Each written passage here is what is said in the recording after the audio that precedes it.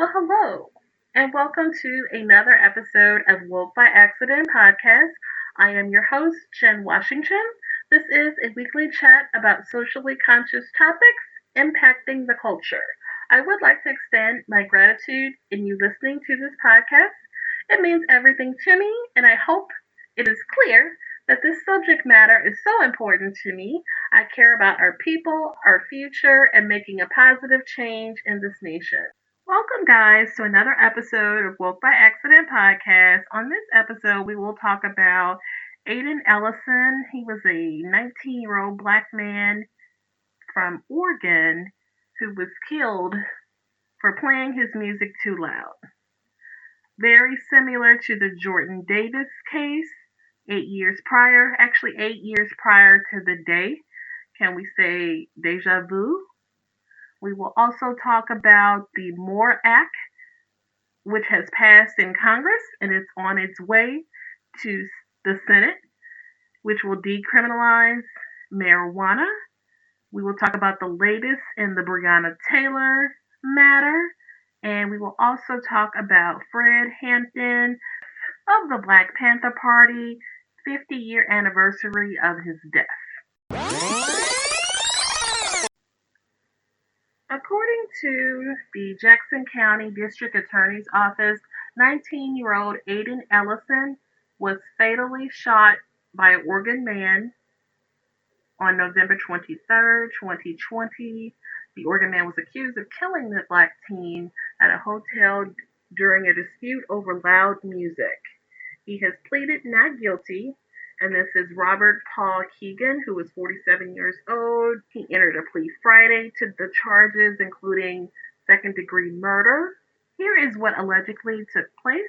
Keegan, who was staying at the Stratford Inn Hotel in Ashland with his 3-year-old son, after becoming displaced in their home in September as a result of the wildfires, he became enraged at Ellison playing music loudly in the parking lot after 4 a.m., according to the Ashland police chief. And this from the Washington Post. Robert Paul Keegan allegedly walked up to the teenager's vehicle in the early morning hours of November 23rd and began arguing about the loud volume of music coming from the 19-year-old's car. Then Keegan, who is white, pulled a gun from his coat pocket and shot the teenager once in the chest, fatally wounding him in the parking lot of the Stratford Inn. First responders attempted to revive the victim at 4:20 a.m., but the police stated it was beyond help and pronounced him dead at the scene. A Oregon advocacy group called the Southern Oregon Black Leaders, Activists, and Community Coalition stated that the teen's murder is another example of Oregon's racist history with and current practice of white supremacy. To be clear, Aiden was murdered because he was a young black person who made a white man uncomfortable and refused to submit to that man's personally perceived authority, not because he was listening to music too loudly. In the opening, I mentioned that this case is eerily similar to Jordan Davis.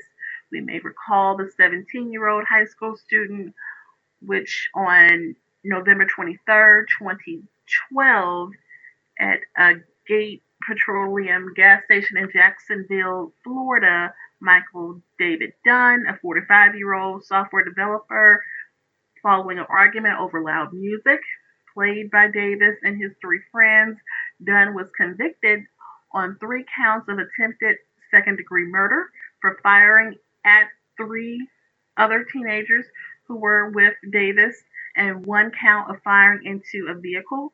The jury could not reach a verdict about whether to convict Dunn for the murder of Davis at the first trial.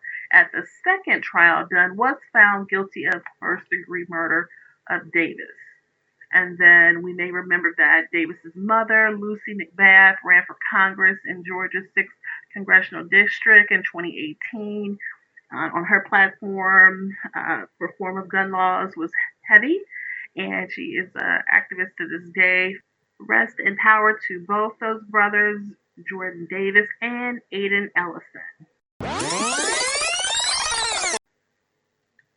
This past Friday, the MORE Act, which stands for Marijuana Opportunity, Reinvestment, and Expungement Act, passed in the House. The House voted 228 to 164 on Friday to pass the MORE Act, which would remove cannabis from the federal list of illegal drugs, create a process for expunging nonviolent federal marijuana convictions, and funnel tax revenue from legal cannabis sales to communities that are disproportionately targeted by police in the war on drugs. It's the first time in history that a chamber of Congress has voted to end federal cannabis prohibition. We may recall that this is one of the many factors that Senator Kamala Harris discussed in the debates that her and Biden plan to do. So this is the first leg of it. There was one significant statement on Twitter from Congresswoman Carolyn Mahoney, and I will read what she wrote there. If we are serious about criminal justice reform, we must end the federal prohibition on cannabis and expunge low-level convictions that disproportionately harm communities of color. Thank you, VP-elect Kamala Harris, for your leadership on this issue. As we just mentioned, Kamala Harris has been a proponent on this, so this definitely has an impact on the African American community, and it's huge. Now, the MORE Act is expected to face opposition in the Republican controlled Senate, where it is unlikely to pass before the end of the year. However, Senator Kamala Harris introduced companion legislation in the Senate that is backed by other leading Democrats, including former presidential candidates Senator Elizabeth Warren and Senator Cory Booker. Harris is now Vice President-elect and could use her powerful position in the upcoming Biden administration to champion the MORE Act in the next Congress and help end federal marijuana prohibition completely. In our next story, Breonna Taylor's mother, Tamika Palmer, did file a motion in October with the Kentucky Prosecutors Advisory Council to request a new prosecutor to investigate her daughter's police killing. However, the council members claimed they did not have the legal authority to grant the request, and the motion was denied.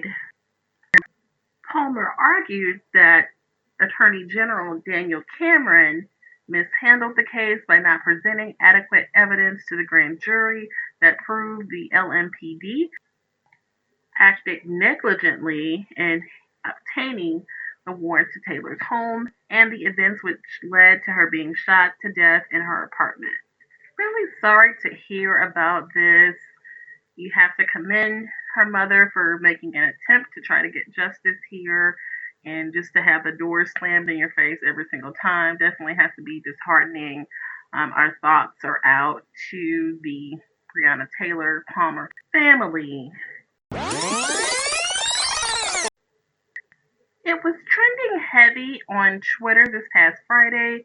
Fred Hampton, 50 years ago today, police murdered Fred Hampton. His activism lived. Based on the date and the spirit of activism that goes on today, I thought it would be good for the culture to discuss this.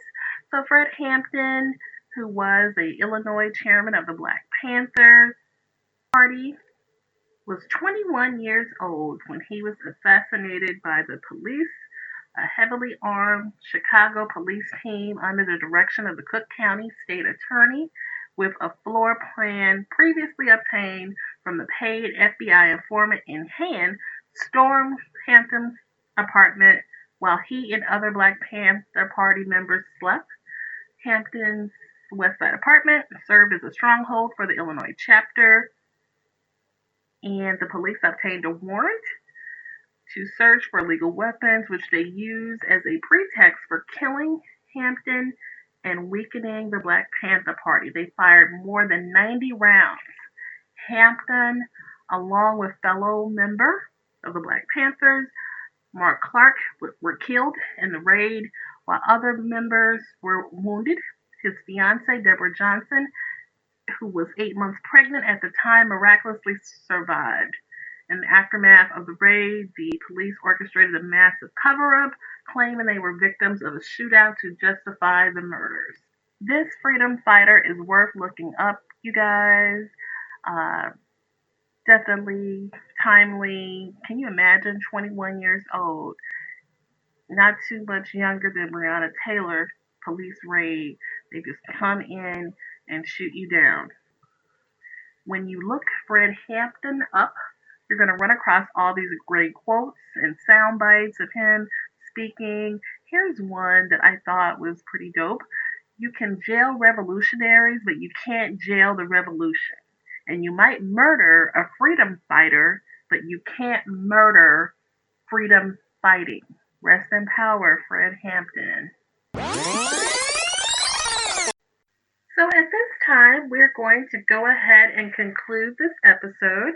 I would again like to thank you for listening to Woke by Accident, and we would also like to invite you to follow us on our social media.